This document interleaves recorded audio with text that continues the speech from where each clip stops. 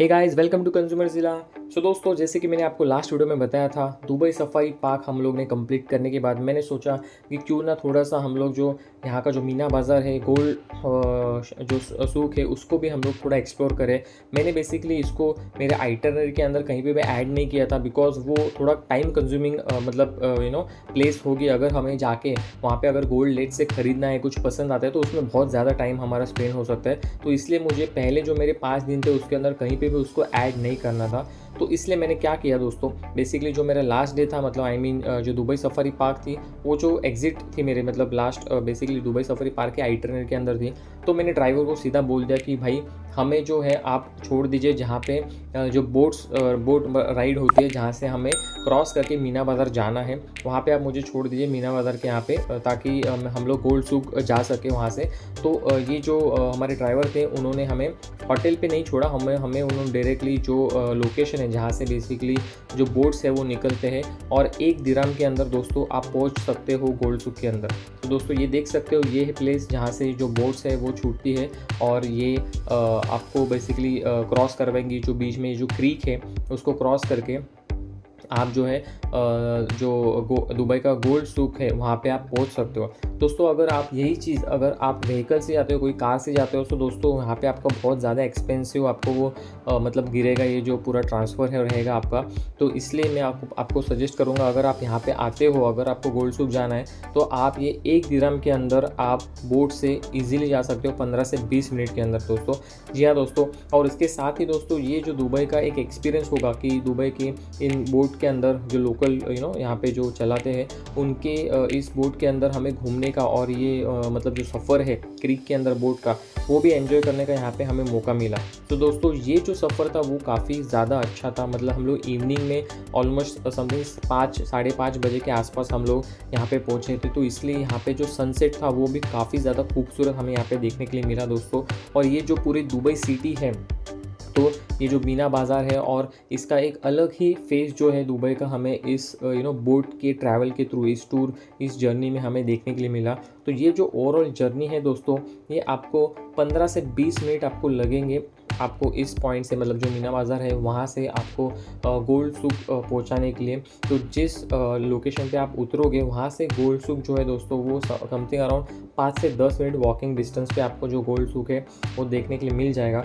और हम लोग काफ़ी एक्साइटेड थे, बिकॉज मुझे वो जो सबसे बड़ी जो रिंग है वहाँ पे, गोल्ड की रिंग, जिसके लिए गोल्ड सूक ज़्यादा फेमस है, गिनीज वर्ल्ड रिकॉर्ड जो बुक है उसके अंदर उसका नाम भी है, कांस ज्वेलर्स, उनके यहाँ पे भी हमें जाना था। उसके साथ उस रिंग के साथ हमें सेल्फी लेनी थी। तो उसका भी एक अलग से एक्साइटमेंट था कि हम लोग वहाँ पे फाइनली जाने वाले हैं, जो हम लोग ने अभी तक वीडियोज़ में देखे हुए हैं। सो दोस्तों जैसे मैंने आपको बताया, ये जो पूरा सफ़र है वो काफ़ी ज़्यादा अच्छा है। तो डेफिनेटली आपको गोल्ड सूक जाने के टाइम पे ये जो बोट राइड है दोस्तों, डेफिनेटली आपको लेनी चाहिए। वर्थ ये जो बोट राइड है काफ़ी मतलब अच्छी है। और शाम के समय अगर आप आते हो, तो आपको ब्यूटीफुल सनसेट है वो भी इस बोट राइड में आपको देखने के लिए मिलने वाला है।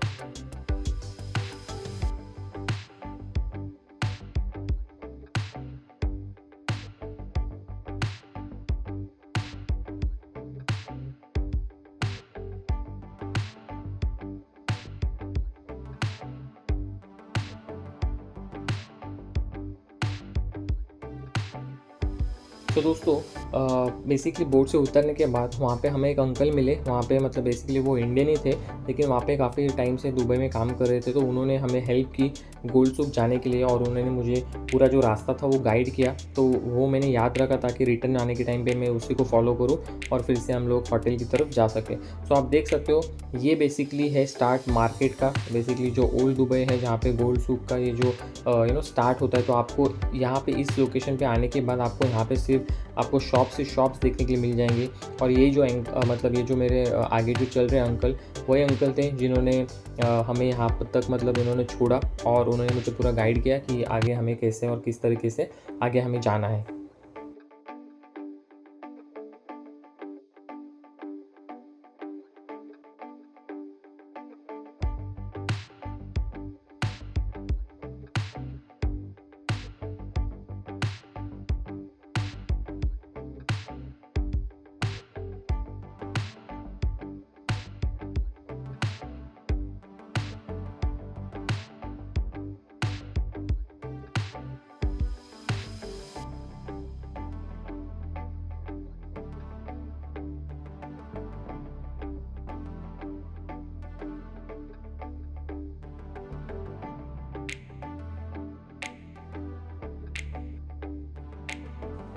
तो दोस्तों ये जो शॉप था, यहाँ पे हम लोगों ने कुछ शॉपिंग की और मैं आपको सजेस्ट करूँगा, अगर आप दुबई आते हो दोस्तों तो डेफ़िनेटली आप दुबई में कुछ भी ना खरीदें। अगर आपको कुछ ख़रीदना है, कुछ बैग्स खरीदने हैं, कुछ भी और कुछ भी चीज़ आपको ख़रीदनी है, तो आप इस मार्केट में आइए, गोल्ड सूक के यहाँ पे आइए, मीना बाज़ार आइए और वहाँ से आप चीज़ें खरीदिए, बिकॉज़ वहाँ पे आपको काफ़ी जो चीज़ें सस्ती मिलेंगी। तो ये मुबारक, जैसे आप देख सकते हो शॉप का नाम है एचएस मुबारक। तो ये आप मतलब अगर आपको रेफ़रेंस के लिए याद रखना है तो आप नोट डाउन करके रख सकते हो। तो यहाँ पे बहुत सारी चीज़ें आपको देखने को मिलेंगी और काफ़ी मतलब अच्छा शॉप था, काफ़ी अच्छे थे जो यहाँ पे जो थे उन्होंने भी हमें अच्छे से गाइड किया।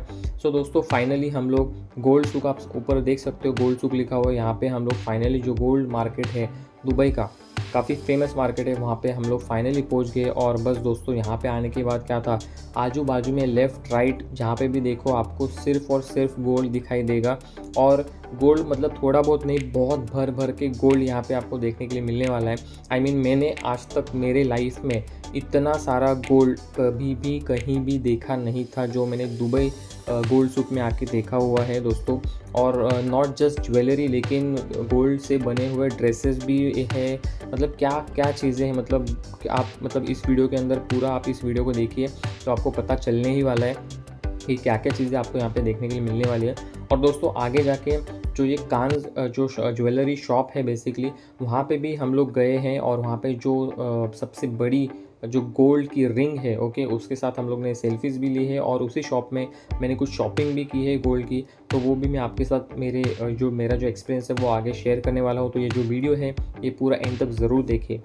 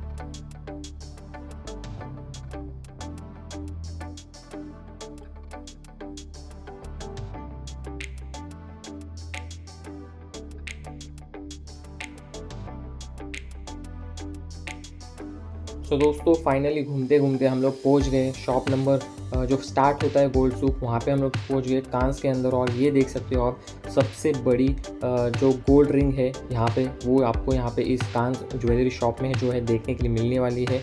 और दोस्तों इस बेसिकली शॉप का मैं पूरा डिटेल जो है वो आपको बताने वाला हूँ इस वीडियो के अंदर। सो दोस्तों फर्स्ट ऑफ ऑल ये जो शॉप है दोस्तों काफ़ी ज़्यादा बड़ा है। यहाँ पे आपको बहुत ही डिफरेंट वैरायटीज़ जो है वो देखने के लिए मिलने वाली है। और दोस्तों सबसे इम्पोर्टेंट चीज़ मतलब ये जो शॉप है यहाँ पे जो भी आपको जो रिप्रेजेंटेटिव यहाँ पे देखने के लिए मिलेंगे ये सब मोस्टली इंडियंस ही है।